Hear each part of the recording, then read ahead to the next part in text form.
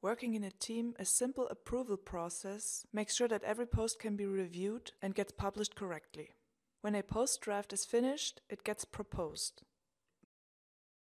The post moves from the draft stage to the waiting for approval stage. My colleague now gets a notification that a post needs approval. The yellow bell in her notification bar will remind her.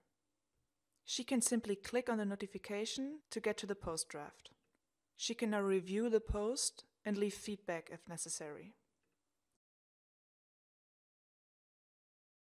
If there are still changes to be made, she'll reject the post. Now I get a notification that the post got rejected. I can now make the recommended changes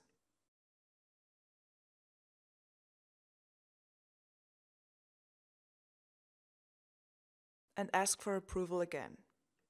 When my colleague is satisfied with the post, they'll click Approve, and it can be published.